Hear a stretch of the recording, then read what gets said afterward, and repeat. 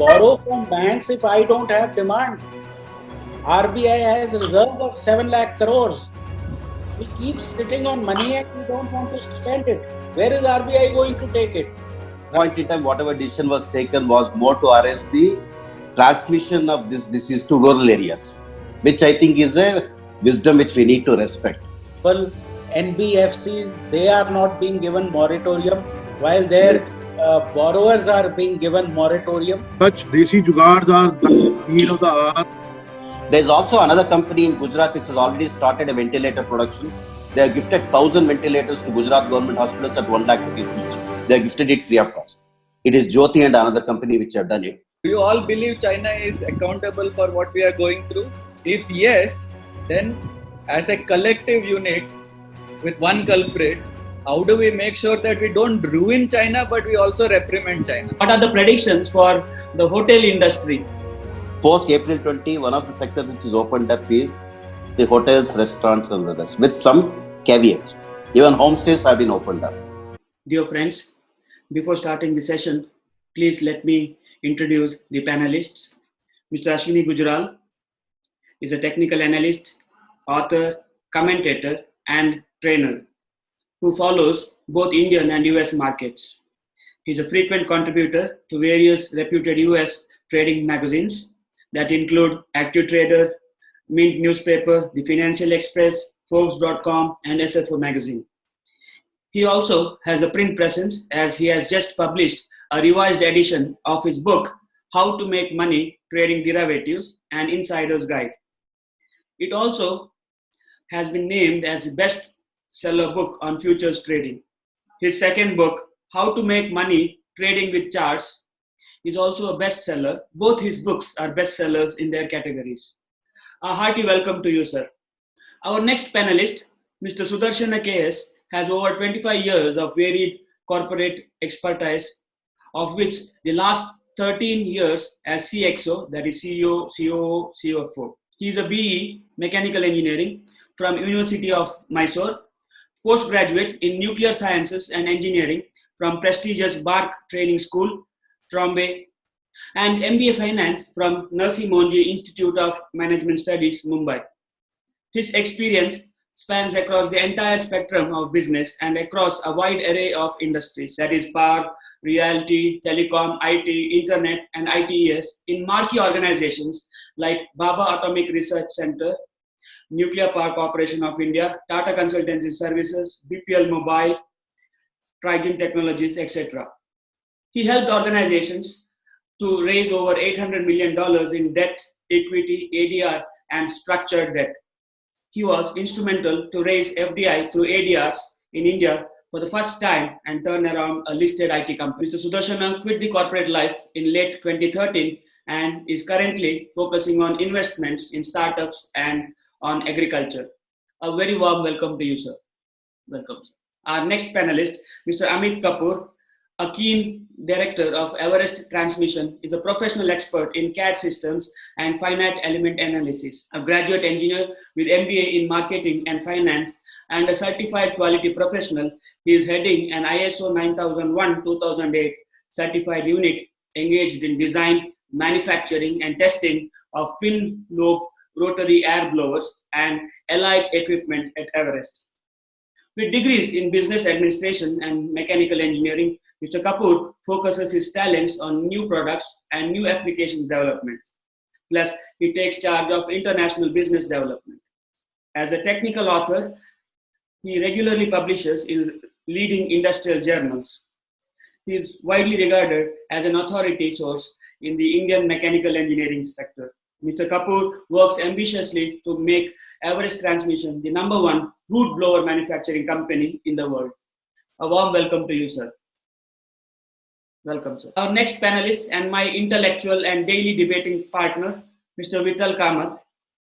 Mr. Vittal Kamath is a techno-commercial PMP certified professional with the proven ability to identify cost-effective methods while increasing productivity. He has his tenures in North America, USA, Europe, UK and Italy, Middle East, UAE. He has vast experience in product sales as well as in engineering services. Welcome, Mr. Vittal. He has kindly agreed to chair our session today. Today's next panelist is a multifaceted personality. Dr. N. Balakrishna Madodi is a multiple Paul Harris Fellow, a former Rotary District Assistant Governor with a strong social service background. He has contributed immensely to the various disaster management teams of Udupi District. He is also the former director of Teachers Cooperative Bank Limited. He is a part of Faculty of Civil Engineering at MIT Manipal. He is the VP of IBAC, the think tank. Welcome, Madodi, sir. Let me take 2 more minutes to give the background before we start the deliberations. World Bank South Asia Economic Focus Report states that India is likely to record its worst growth performance since 1991 after liberalization. Indian economy is expected to grow between 1.5% and 2.8% in 2021 fiscal. We started on April 1st. To contain Corona-19 outbreak, the government has imposed a strict to contain COVID-19 outbreak, the government has imposed strict measures, shutting factories and businesses, suspending flights, stopping trains, and restricting the mobility of goods and people. This resulting in domestic supply and demand disruptions. Revival in domestic investment is likely to be delayed given the enhanced risk aversion on a global scale and renewed concerns about financial sector resilience. With this background, let us today start our discussion entitled Indian Economy During Corona and After Corona. That is Indian Economy, DC and AC. I now request Mr. Vittal to take over and chair the session. So we've been living in a globalized world full of interdependencies. Before the virus hit us, interdependencies were seen as a blessing because the more dependent you are on others, the more stronger you get. You creatively get together and come up with products, services, help each other out cost-wise, productivity-wise, technology-wise. The Germans were working with the Chinese, the Indians were working with the Americans. Everybody was interconnected. Everybody had interdependence. Now suddenly the virus attacks. The globalized world is now under lockdown. Interdependencies is now a problem. We cannot go back to normalcy when this interdependency is biting us because we are under lockdown. So what can we do now to be self-sufficient? What can we do now to move from globalized to localized? What can we do now to make sure that we don't look to anybody else? We look within, see what we have, and get rid of this interdependency. Any thoughts from your esteemed gentlemen to start this conversation? I invite perhaps Ashwini to take this forward. See, the first issue is that if everybody is under lockdown, the employees are under lockdown, the factories are closed, then the entire output stops. What is the main issue in Corona? It is an other flu. It just is very contagious, much more contagious than SARS or MERS that we had. Lockdown, in my opinion, is not a great solution. Why? Because lockdown basically shuts down everything, and that was the remedy so that our hospital system did not get overwhelmed. There is no evidence that hospitals are getting overwhelmed.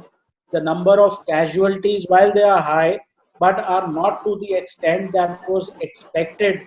So unless we open the lockdown substantially, I think it will be very difficult for the supply chains to start working. Now the pharma sector in India, it gets its APIs from China, but if China is closed, pharma sector in India cannot operate. So my sense is that since it spreads from your breath or by touching surfaces, during Corona, mask and using gloves is your only solution, because that will prevent the spread. Gilead, a US company, has come out with a drug. Hopefully that can break the Corona cycle. But the point is that unless we are all in lockdown, UK just extended it by 3 weeks. there is very little you can do to restart the supply chain during Corona. Right, your analysis of the virus was spot on, and I very much agree with you that lockdown is not the solutions. I know that Dashrath and I have had long arguments about merits of the lockdown. I'm with the government. I am not a naysayer, but like you rightly said, I don't believe it is a solution. So, but we are in the situation that we are in. So, Amit, do you have any thoughts on whether we will go towards a localized world or a globalized world still? And then, what can we do today? We are facing some challenges. Do you have any thoughts on that? Yeah, Vittal, see, I'll speak from a different perspective from the industry point of view. Like, I'll just share, we have got 2 DSIR approved R&D centers in our facilities where we do all the innovative jobs. And the government was very kind to give us a approval to operate units. Just today only we got the approval, in fact. And they have been giving such approvals to all essential services, people who are into essential services. And we are somehow related to water sector. But yes, we thought we'll take this opportunity to do something innovative related to Corona. And I see a lot of videos being shared on global channels, different channels like YouTube, WhatsApp, where people have actually come out with very localized, innovative ventures. One Indian company had come out with a cardboard bed which can be used for hospitals. It can be assembled in flat about 50-60 seconds. Such innovation, such desi jugards are the need of the hour. And I mean, people who are from the industry, especially those who are into R&D and those who have been innovating, it is a good chance for them to show their skills. And they will definitely come out with localized solutions, and we'll win it. Don't worry, we'll win it. That's good. You sound very optimistic because in a country like India, I think Jugaad is the only play. And yeah, we generally win by Jugaad only. Sudarshan ji has experience both from the corporate world and farming. So what is your opinion? I think the first thing is, while I agree with Mr. Ashwin and others that lockdown is not a permanent solution, probably at that point in time, whatever decision was taken was more to arrest the transmission of this disease to rural areas, which I think is a wisdom which we need to respect. For 2 reasons. A, if the rural areas get affected, our food supply gets affected. Second, they have very little infrastructure compared to the urban centers. So when you look at it from that perspective, today if we have a Coorg or a Hassan or Chikmagalur being 0 and in the green zone, and so as many agricultural sector districts, it's a positive side. It's a temporary one, and probably it was needed before the monsoon set in, because we don't know how the virus behaves in monsoon. No doctor has any semblance of any wisdom on that front. Because there have been theories about temperature, blah, blah, blah, nobody knows it. Second issue is, compared to many countries in the world, we are safe because our food security has been very high. We have food for 2 years, so probably if you don't see a civil unrest in the street, except for what you saw in Bombay or near Mangalore 2 days ago, which was more of a migrant issue mishandled, there's nothing to worry on the food front. And if you look at it, that's the only industry which is working 100% today. I have 2 estates, one in Coorg and one in Sakleshpur. Even today, all the work is happening despite me not going there. But the key problem is the entire supply chain has been brought to a grinding halt. There are 2 issues. One is a migrant labor, which is probably in a confused state. Whether they will stay back, they will come back, or they will want to go back to their hometown because of the fear of life, nobody knows. It's a very huge issue. Second issue is primarily, even the truckers are not willing to cross beyond one state border, mainly because all the dabas are closed. It looks very simple, but the issue is medicine is not coming from Himachal Pradesh to Karnataka. Mainly because all the production is happening, there is stock. Truckers don't want to move beyond one border because their home food doesn't last beyond 24 hours. So while Home Ministry has said interstate, interdistrict is permitted, including for farmers like me from 20th. Currently, I'm also arrested in Bangalore. I can't travel to my estate. But the fact is, unless that issue is taken care of, truck movement will not start. That's a key issue for any factory to start. Most of the factories which are in paper are like Amitji said about the cardboard cart, which is from a company called Aryan in Gujarat. Yesterday, in fact, PMO has spoken to them. It's costing about 900 rupees a cot. Yeah. And the advantage is it's recyclable, or if the patient dies, it can be used for cremation as well. There's also another company in Gujarat which has already started a ventilator production. They have gifted 1,000 ventilators to Gujarat government hospitals at 1 lakh rupees each. They have gifted it free of cost. It is Jyoti and another company which have done it, which is also tested. But most of the companies don't have a raw material to start. For example, if you take brown paper or white paper, in fact, my friends are in that industry, that's how I know. They don't have the capacity beyond 4 days after restarting because supply of waste paper is not started. The people say there's nobody to collect waste paper from houses, where do I get? So like Ashwinji said, we are going through a phase where food security is not an issue. Basic medicine is not an issue. But probably 60 days down the line, if the interstate transport doesn't pick up in a big way, which is the key problem. Labor will flow later. But interstate transport, especially truckers, has to start on priority. The disconnect there, which I see is, although Ministry of Home Affairs in the federal structure has given clear-cut instructions, even post-April 20 and pre-April 20, none of the state governments, including Karnataka, is in a position to assist it except for a few critical industries. Like I applied on the gate pass today to say I need to go to my state. It doesn't give provision beyond 20th. And police is not clear what it is. So even the farming sector will take a hit if the state governments don't act proactively, which could mean that probably not 2021, 21-22 we may have a food crisis if this prolongs for 6 months. So I think there are two issues. If the factories don't work for 6 months, heavens will not fall. But if pharmaceuticals, the FMCG, the key problem is most of us are happy that FMCG we are getting. But is the toothpaste factory working? Is the soap factory working? Nobody knows. They may not be working at all. So unless they start, whatever supply chain has been supplying today, they may not exist at all. While we are bullish on HUL or ITC in the stock market, the key concern is, are those factories starting? My information is most of them have not been probably going on full swing. So to be very frank, at this stage, I'm in a very confused state. Most of us are. But my key concern is not about the confusion today. My key concern is how will the corporates handle this? Because the top management of corporate will probably have a major risk now. Mr. Gujral wants to come in, sir. Yes, please. Sir. See, since I am from the finance industry, Yes.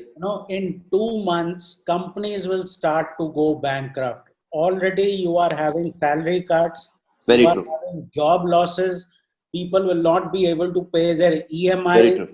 MSME gets, in a big load of trouble.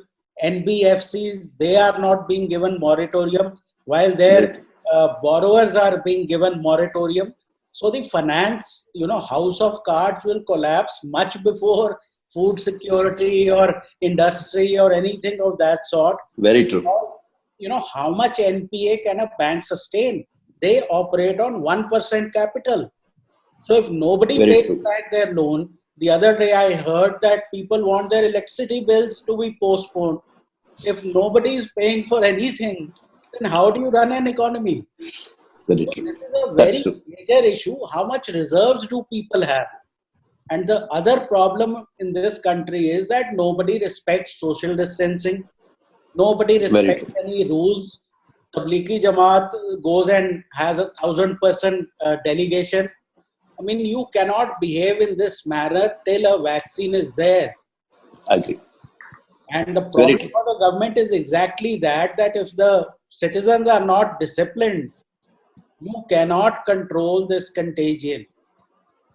Very true. You have to be as disciplined as Western countries to prevent, an outbreak, a community transmission as it's called. But I think the financial sector will lead to a decline of many industries. Very true.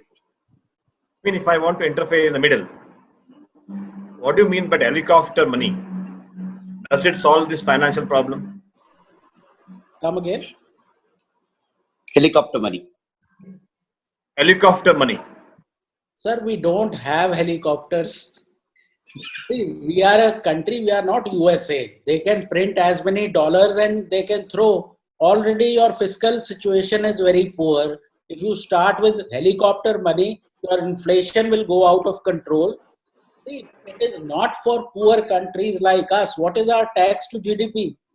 Where does the government have money? It was already in trouble before all of this.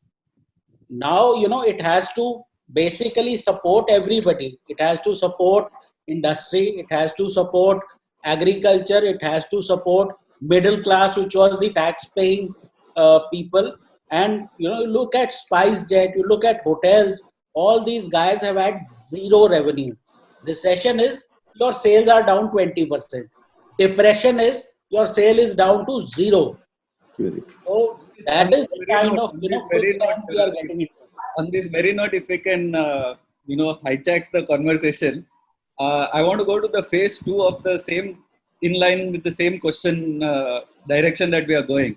Ashwini, I was very happy that you talked about the characteristics of the virus first, and then you went into what we are facing today. And you are very right. If we don't understand what the virus is, we have to do what the virus tells us. We can't overcome the virus as it is till the vaccine comes. What we are doing right now is, because we are behind most countries where it peaked ahead of us, we have seen what they are doing, and then we are replicating that here. So many places went into lockdown before us. We saw that, okay, this is what is going to happen. Let's preemptively do that here.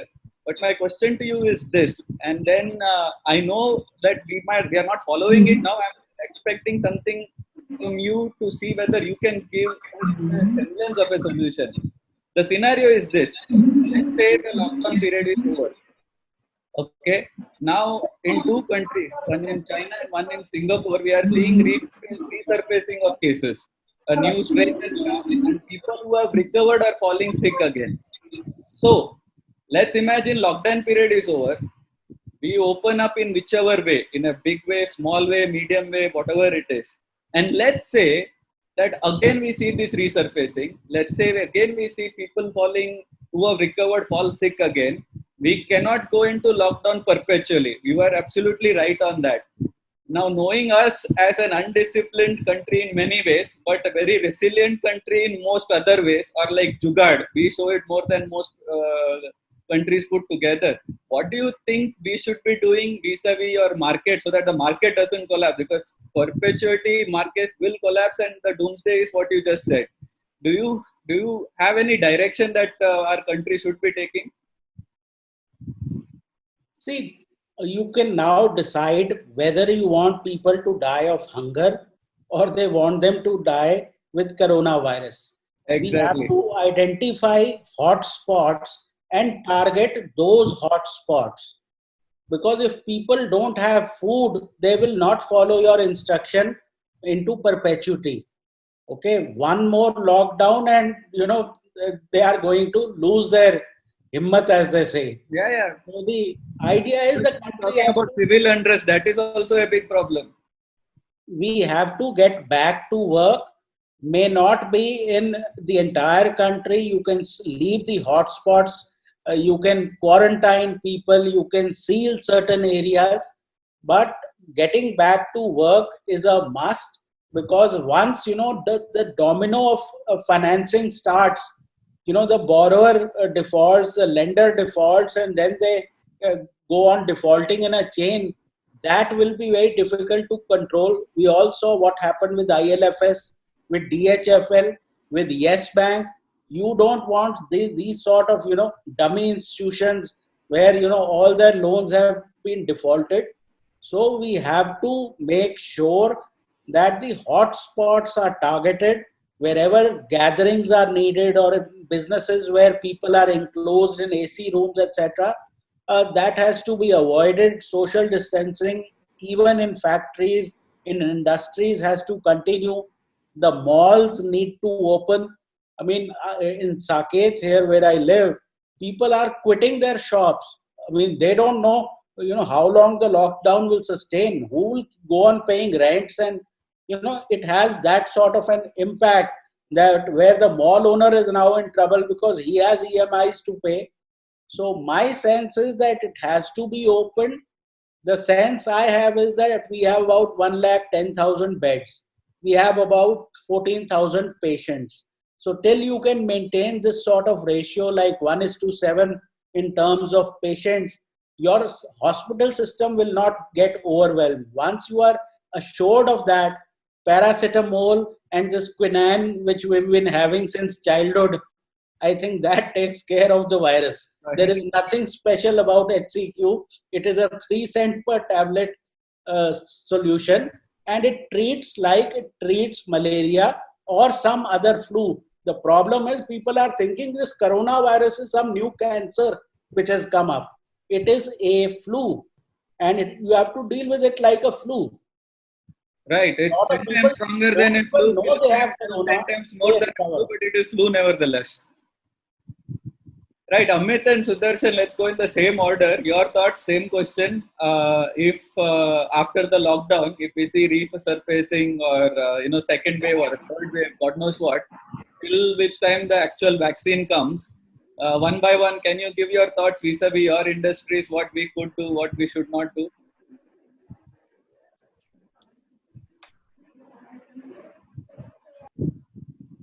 Amitji, you have to unmute. Yeah. Sorry. Yep.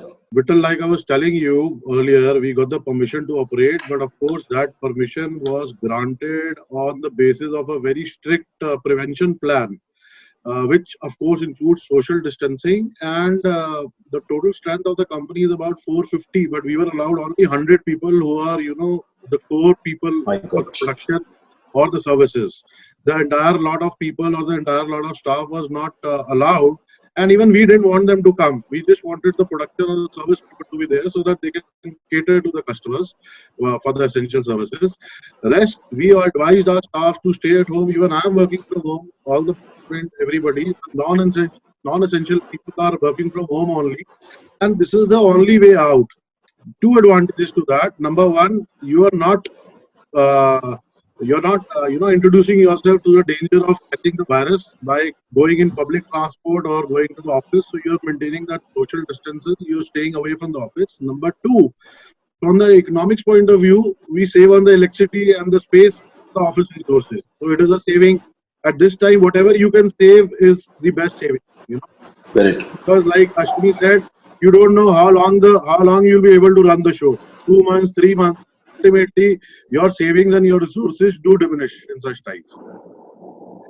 This is the only way out. But yes, what I've heard is the government will open up in a phasal manner. There are very strong indications of the transport sector getting opened from 21st or 22nd onwards, and government is thinking seriously on that, because ultimately state-to-state transport has to operate. Otherwise, as it is, the economy will fall down. There is a limit to which everybody could stock, and they're just utilizing their stocks, and all the stocks are ultimately diminishing. It is, coming to an end.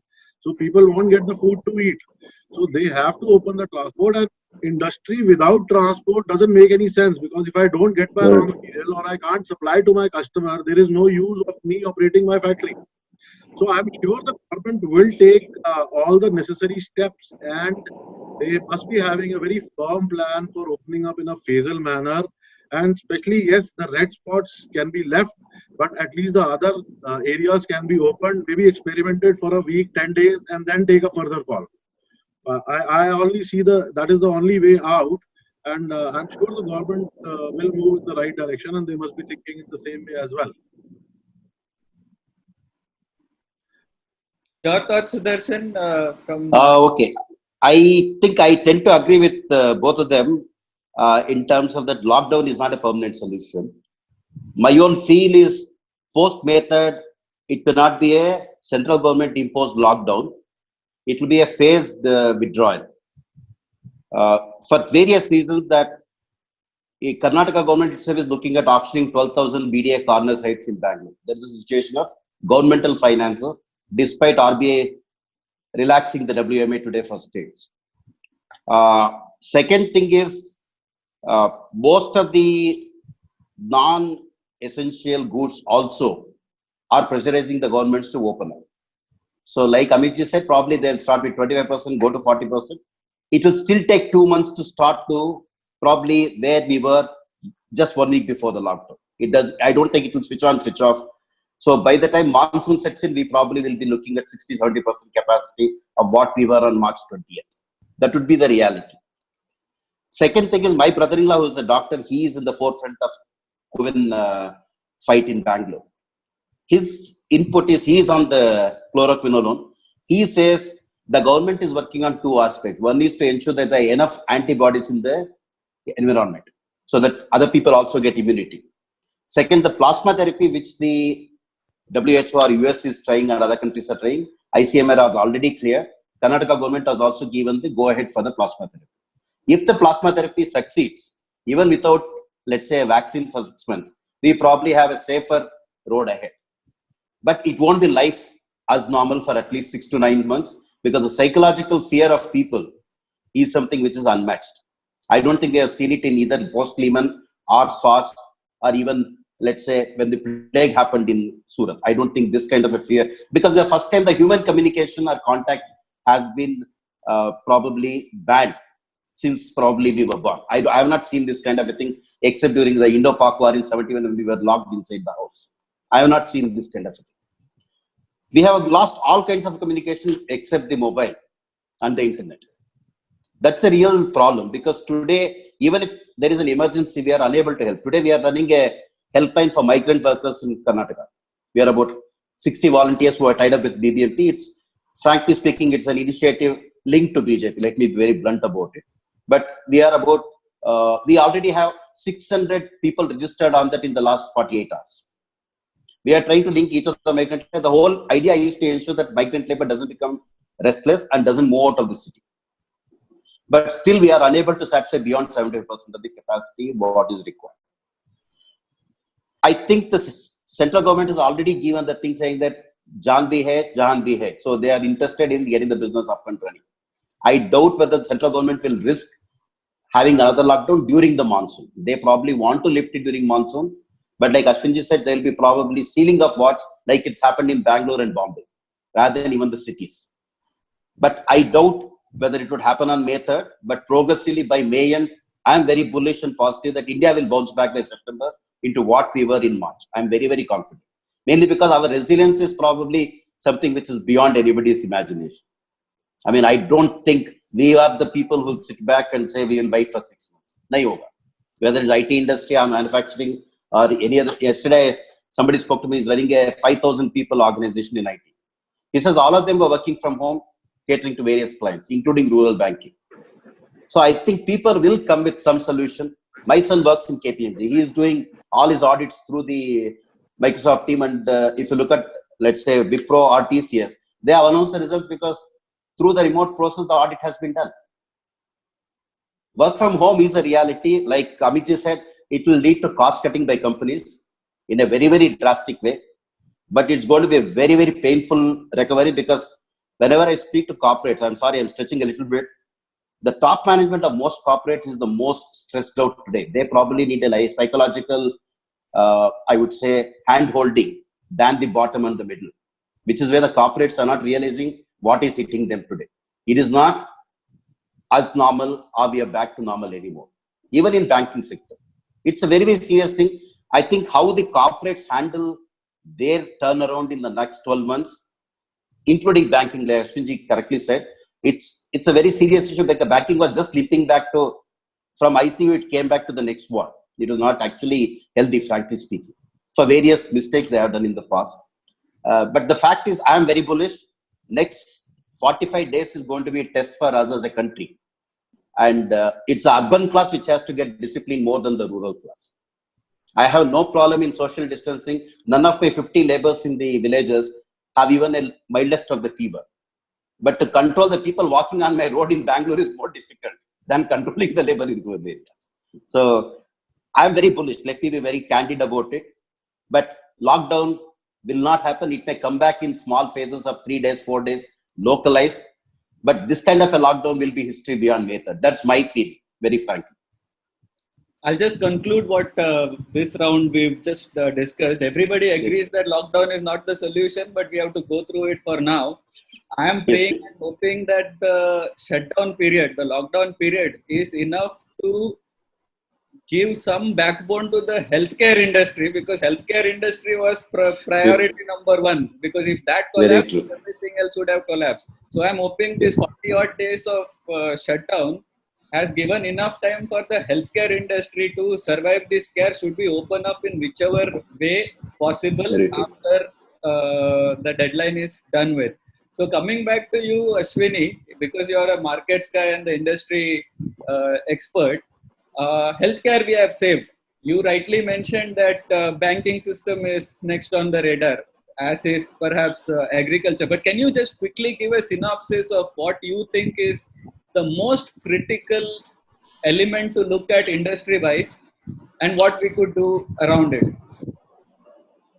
See, let me also say that we are only looking inward.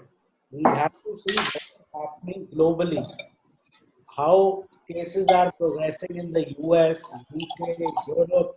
As you can see, crude prices are now down to $18 to $20. If all our customers in the Middle East start to go bust, if as you were saying, IT sector, if the US starts to worsen, where will they get all their export orders for? So exports are also down 35 to 40%. So that is another big issue because your currency will start to collapse. So that being said, I think healthcare we are not spending enough. Still, many people don't have health insurance. Our hospitals are ill-equipped. The pharma industry, which was going through a fairly troubled time last 3 to 4 years, lots of FDA issues. The FDAs are giving them clearances much faster than earlier, but overall discretionary spend will take a beating, which means travel, all kinds of, autos. I mean, who will like to take a loan if I don't know about my job? I can't be going and Very buying, BMW or Mercedes. So for the moment, till this is out of the way, I think consumer behavior will change very strongly. So, the companies which will survive are companies with strong balance sheets. People who are leveraged will, during this period, go out of business. So it's very clear that unless it's an essential items good, it will be very difficult for people to survive on 20% revenue. I mean, just the industry that I am from, media, television, there are no ads. Very true. Nobody wants to spend discretionary money on ads. So real estate is bust, financials are bust. All these people who used to spend money are now running out of money. They were already over leveraged. They were already on way to becoming NPA. And now their customers have just vanished overnight. See, this is demonetization times 40. Okay. What did demonetization do? It sucked out all the liquidity from the market. And this is what this crisis is doing. Why is RBI coming back with more liquidity? Because it is more than a solvency issue, it is a liquidity issue. If I cannot survive for 3 months, then forget about whether I can survive for next 2 years or 5 years. The liquidity concern will be very heavy because if there is zero revenue, there is only cost, MSME will get devastated and there will be massive job losses. So some industries will get priority over others. This is from the perspective of the government. So between all of the panelists here, what do you think will go into the ICU first? Which industry, and what should we do to make sure that it doesn't go into the ICU?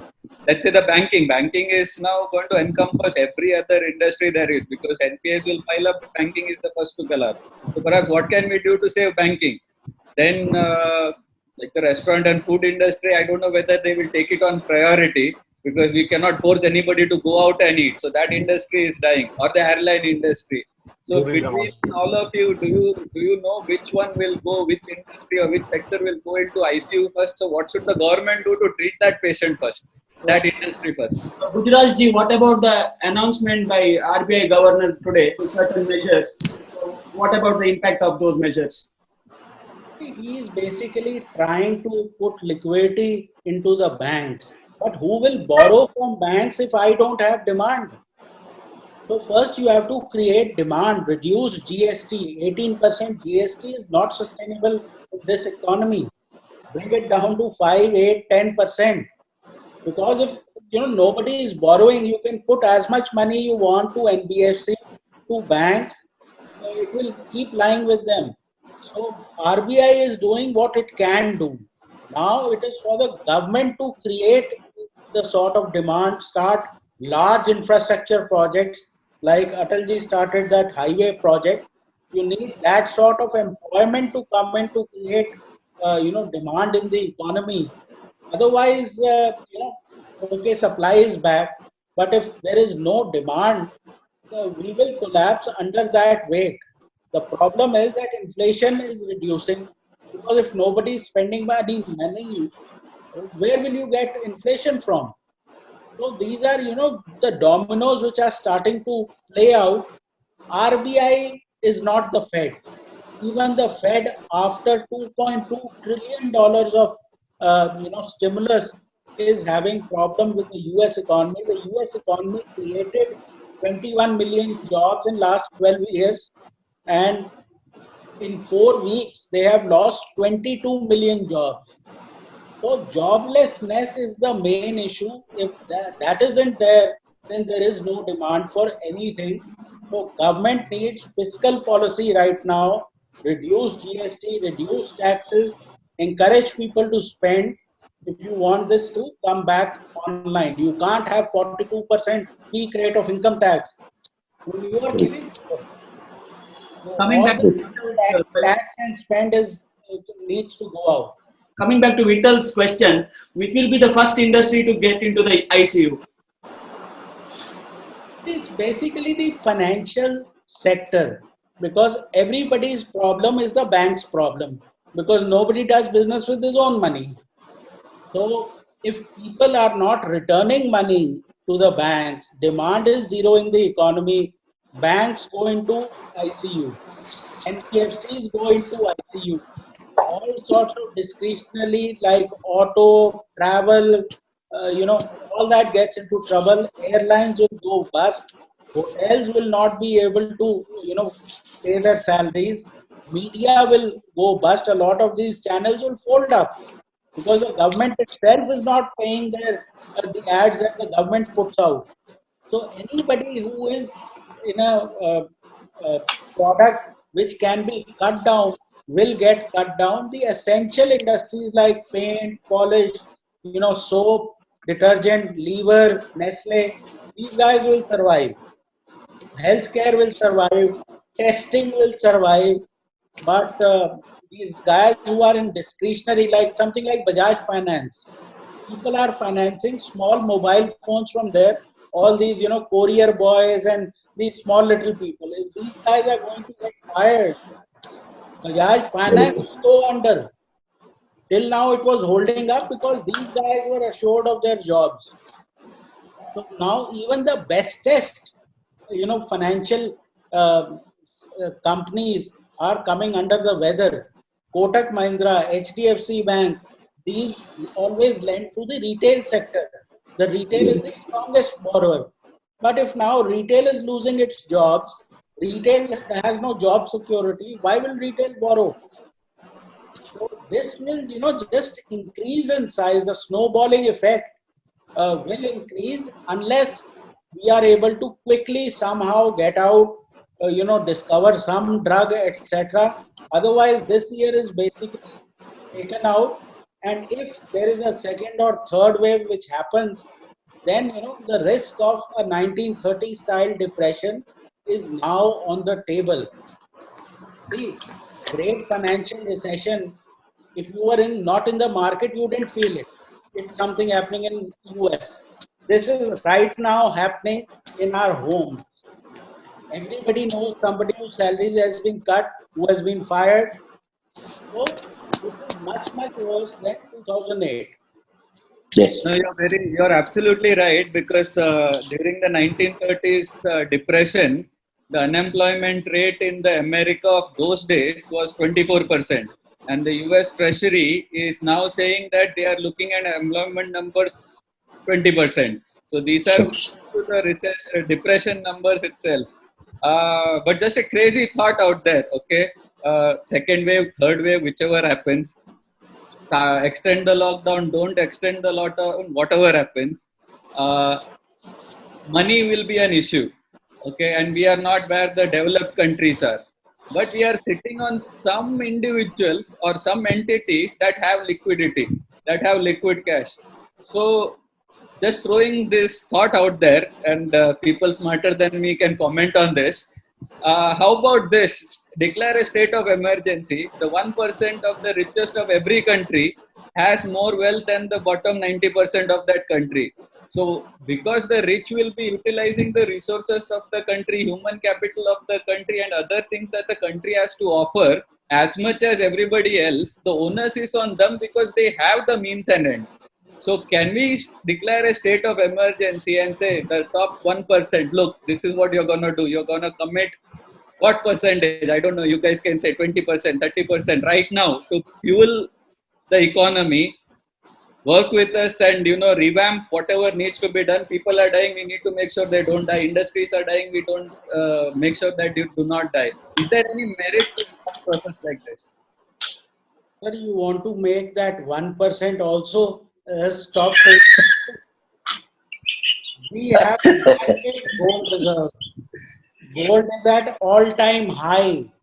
Take that bloody gold out. This is a time of crisis.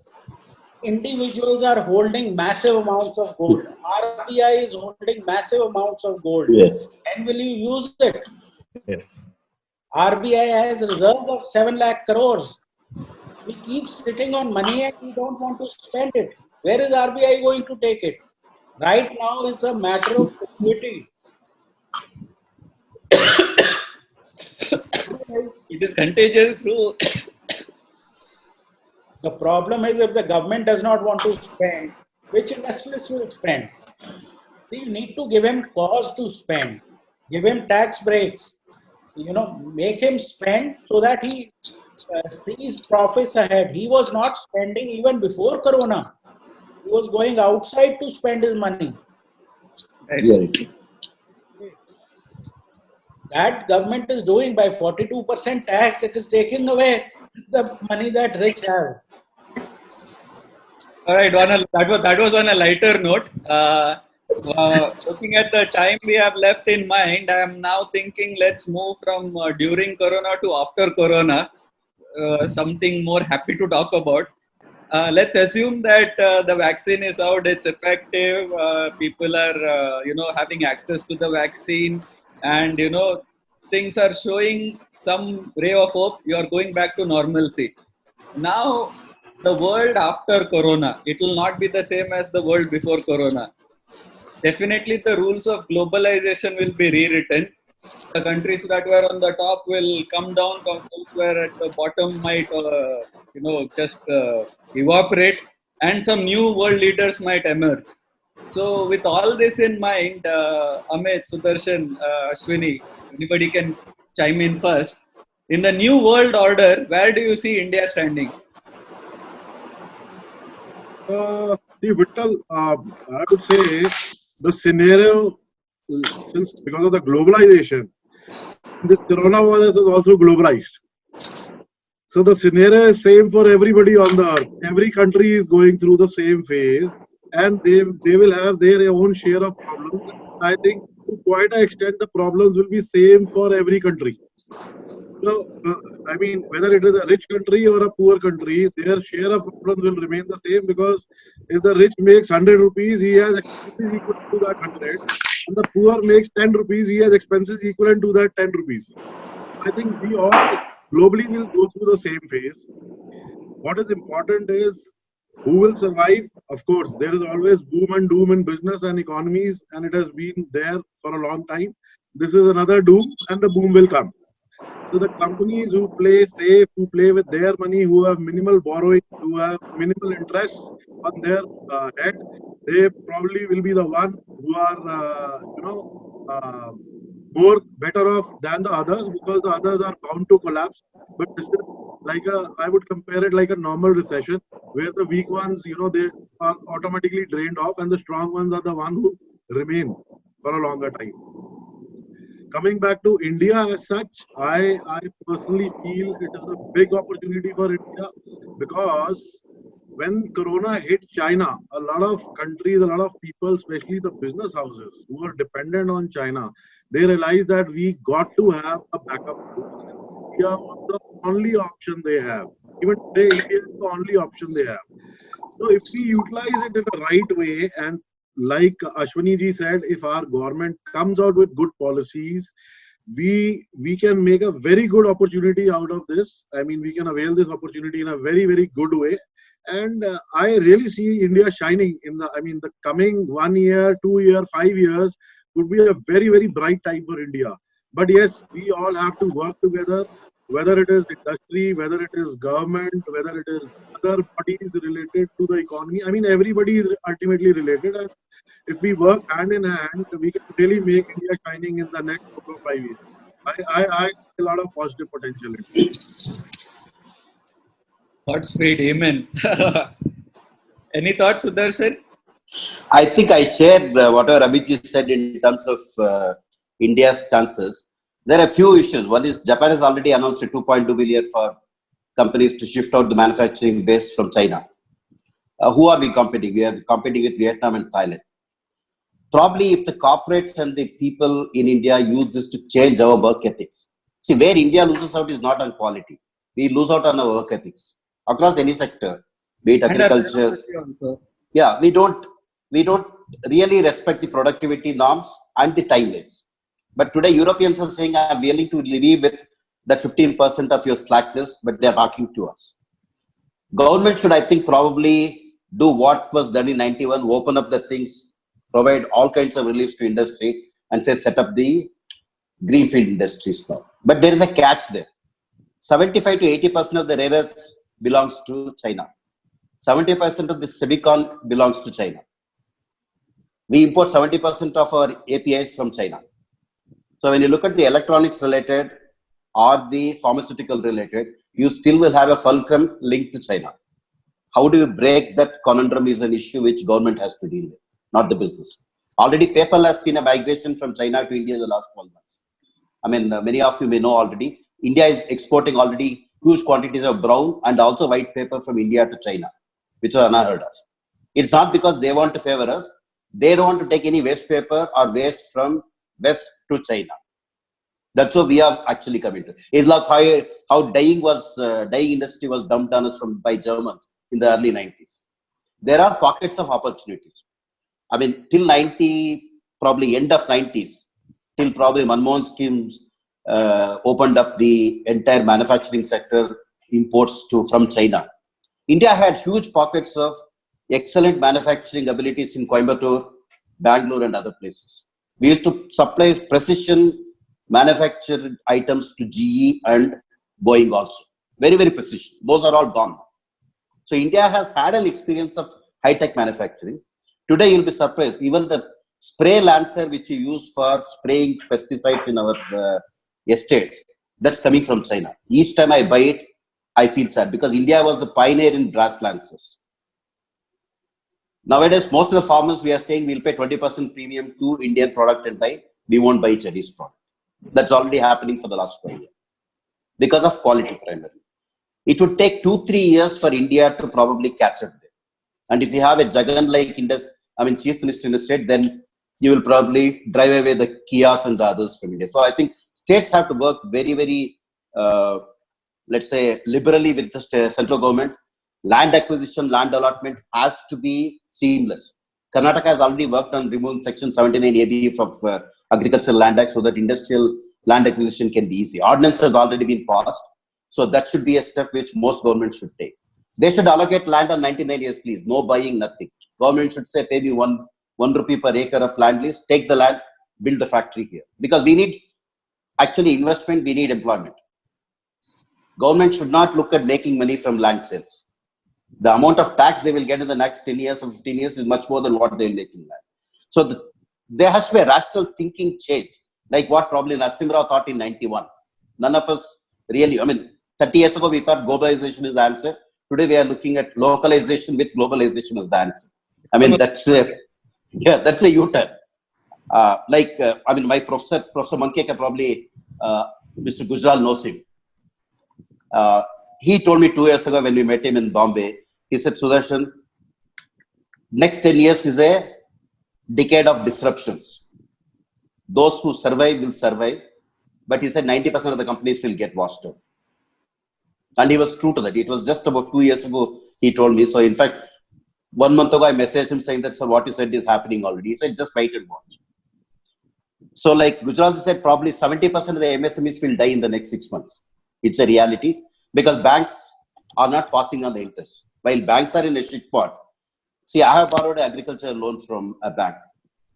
In the last 26 months or 28 months, RBI has given almost 250 to 275 basis points of reduction in repo rate. Can you imagine what is the bank passed on to me? 0.15%. Why is it? Because they wanted to cover up the NPA sins. Whereas my FD with the same banks has come down by 175 basis points.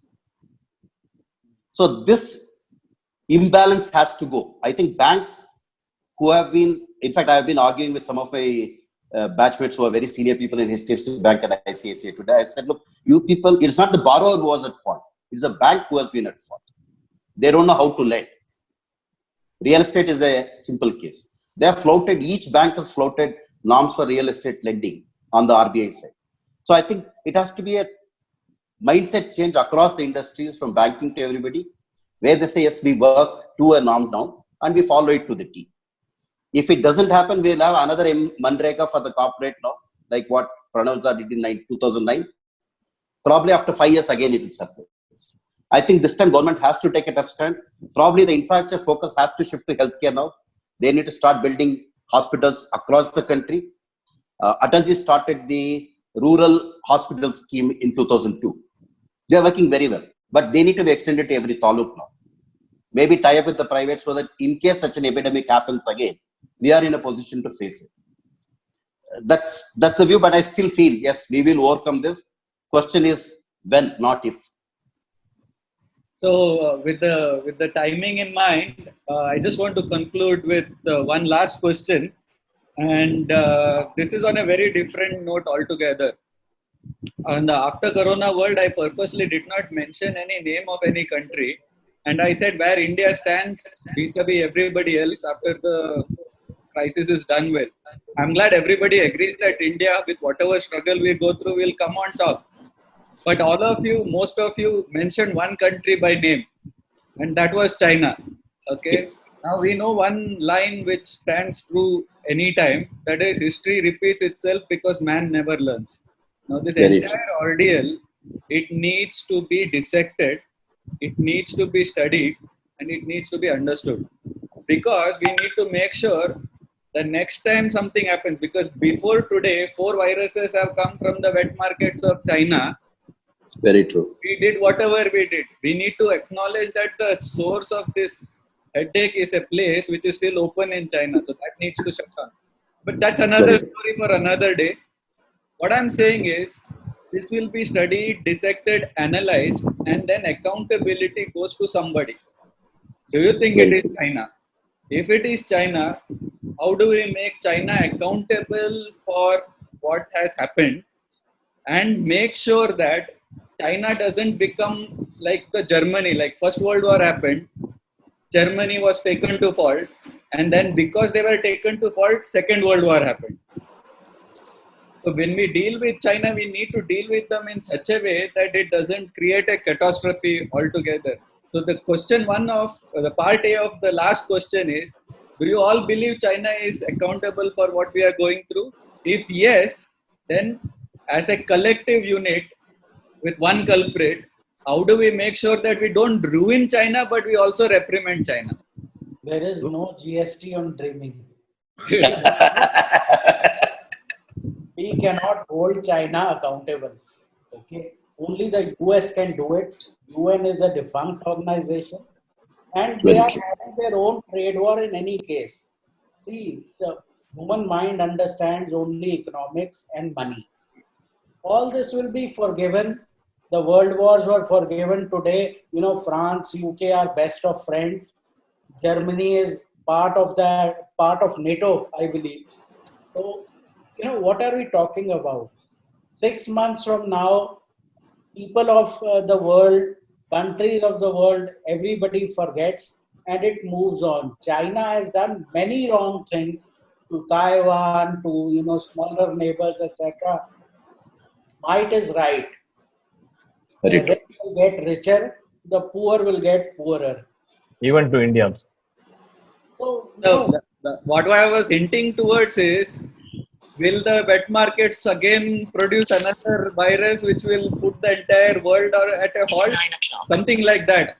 That is one aspect of it. Second aspect of it is, in the new world order, after Corona, will China have the same power as it does today? If it does not, now you said they are mighty today, but will they be mighty going forward?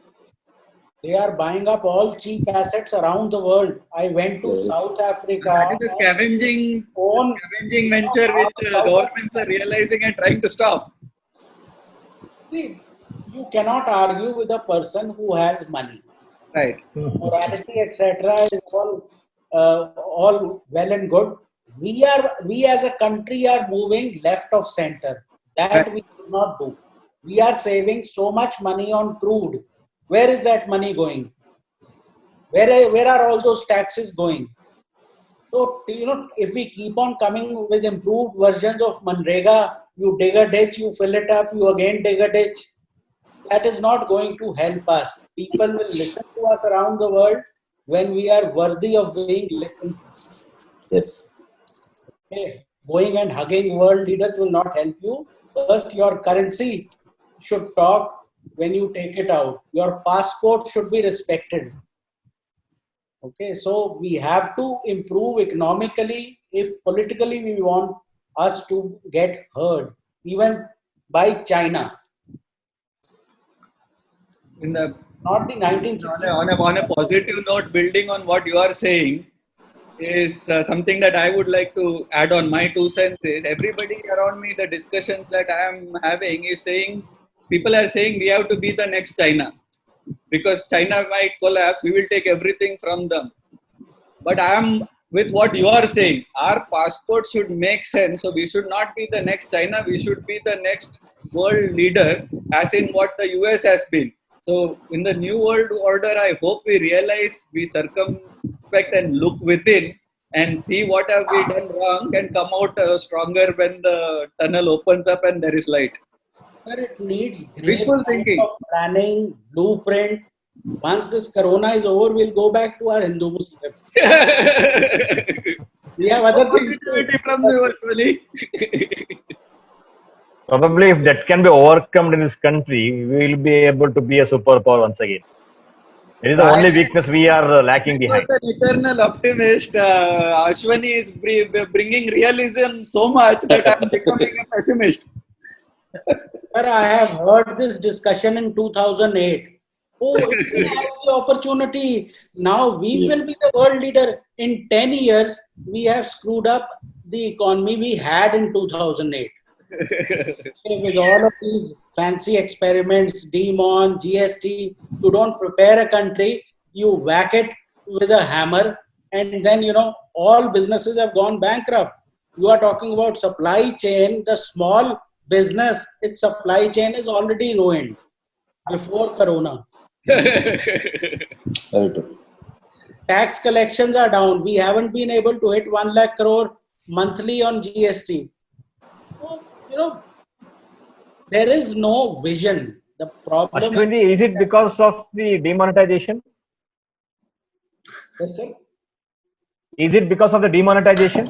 See, the country had to be prepared for demonetization. You have a person who drinks every day for 10 years. One day you stop. Okay, no more drinks from tomorrow. You can't,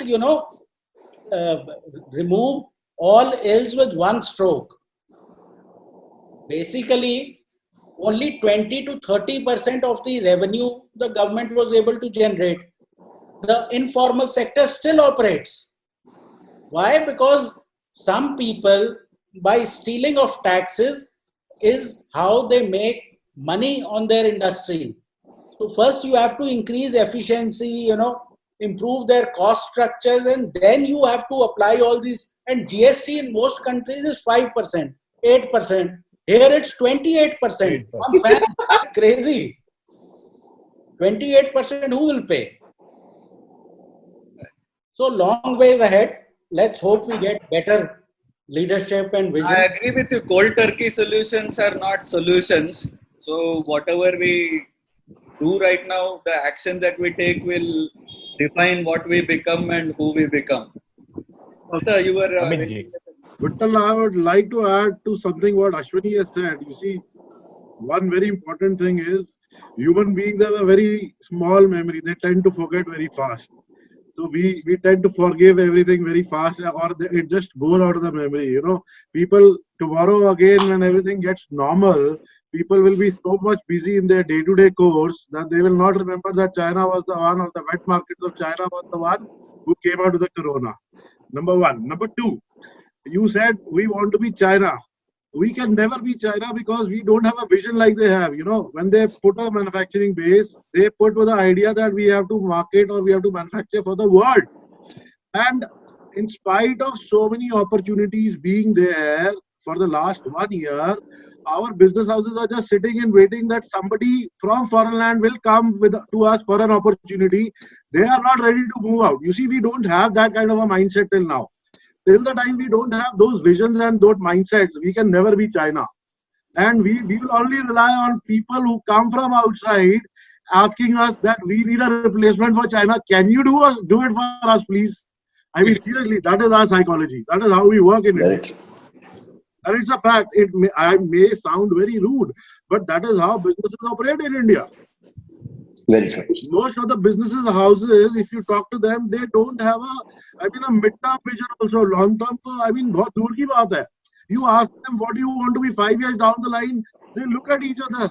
Did we decide on anything on that? They don't have clear visions. And it's a fact. Especially in the MSMEs. May not be the large conglomerates, but at least the MSMEs. They don't even know what they have to do next year. What are the targets? How much they will sell? Very true.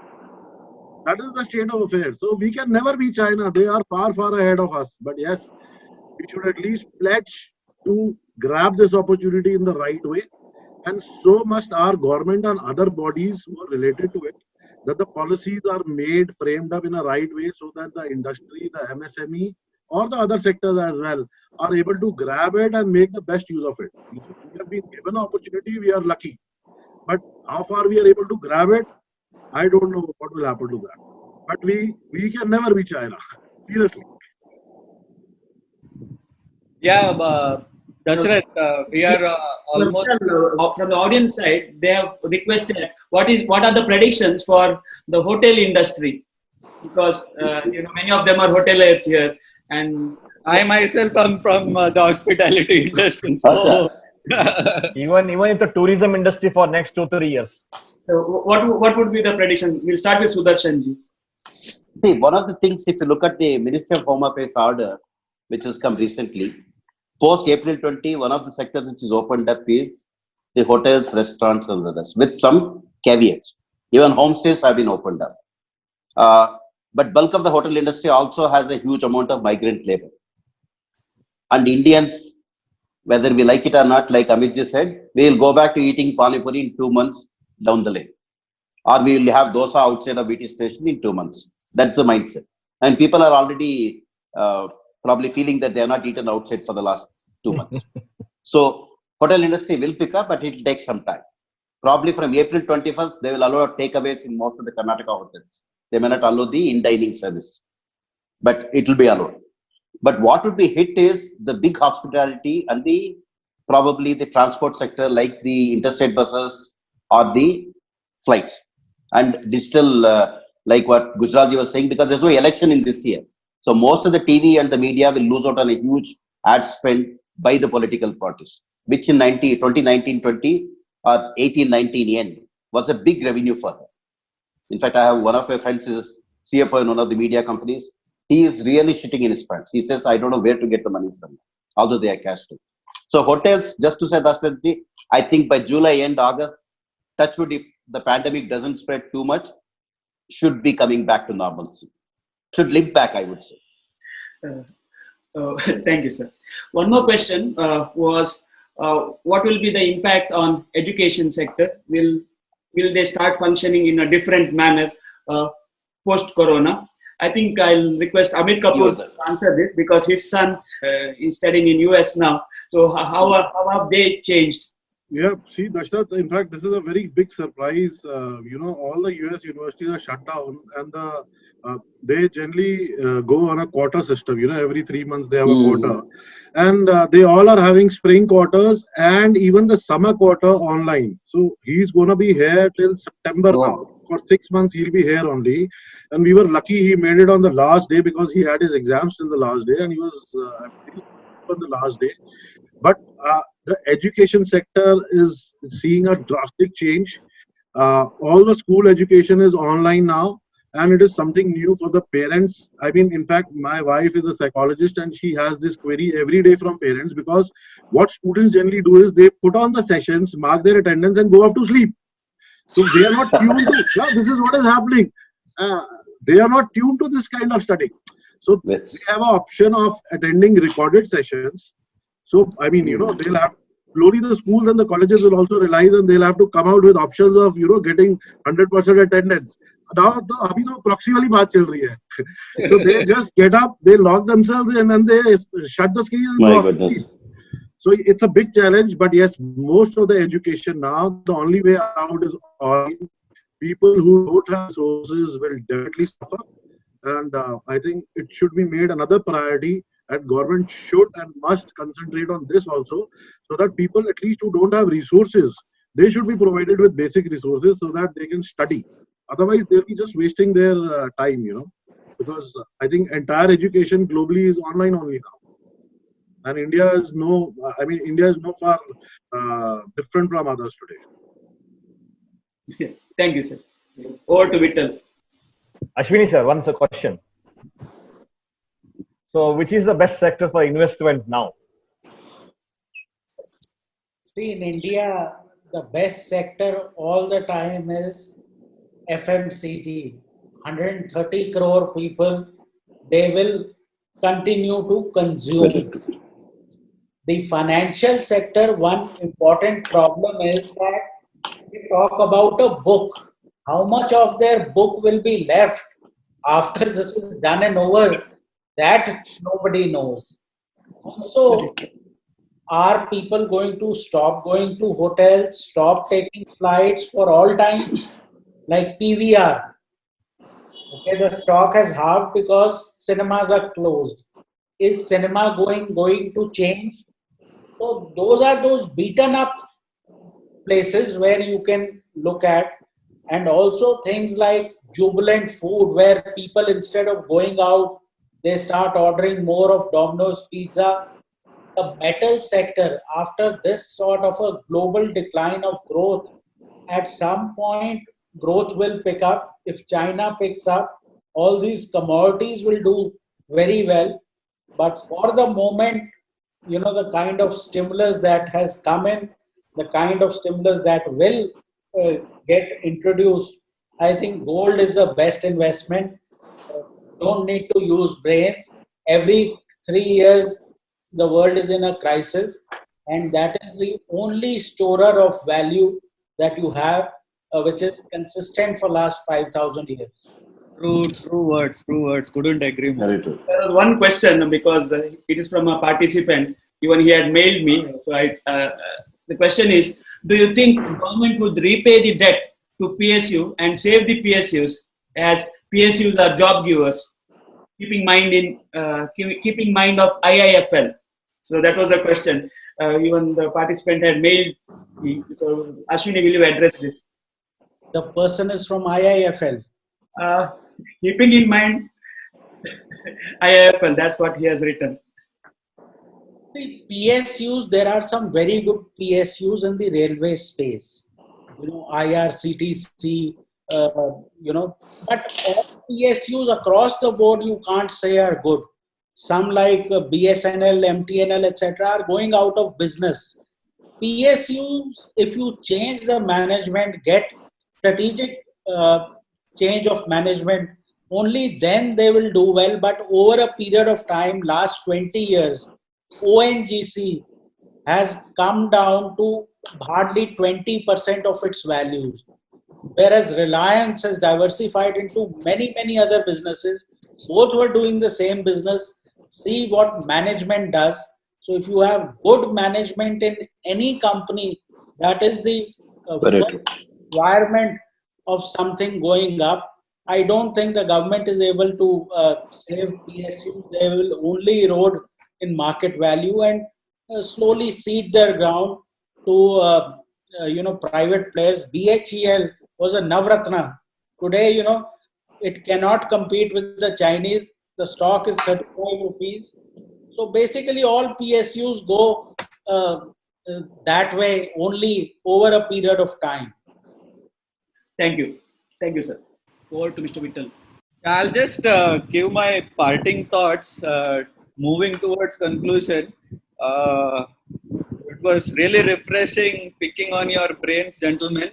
Ashwini, with his dose of reality based on what he's seen in the past and what he sees the roadways for the future, and the two of you entrepreneurs and seen all the grind and the real world problems. I will say I am the dumbest of the group over here. Not at all. Although I have black and peppery share, but nowhere close to the experiences you gentlemen have shared. But it was wonderful to have this connect, thought processes shared. On a parting note, I would just like to say this, that I hope the leadership in the country moves us in a direction which is only upwards.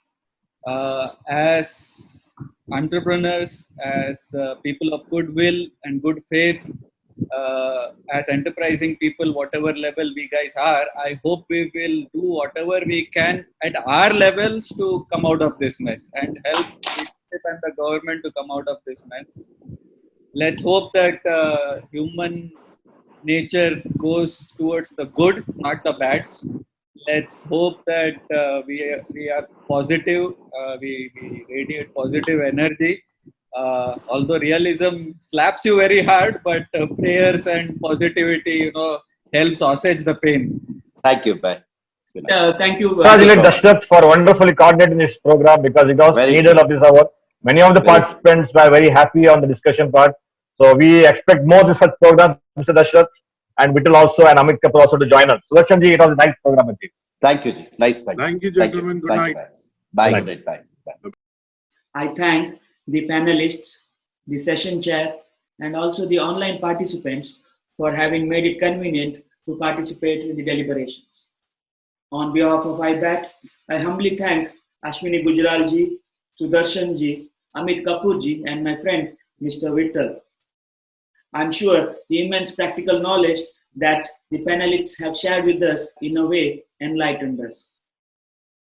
Thank you, sirs. I also thank Rotarian Balakrishna Madodi, VP IBAT, for helping us organize this program. Thank you, dear participants. Hope to see you again soon. Thank you.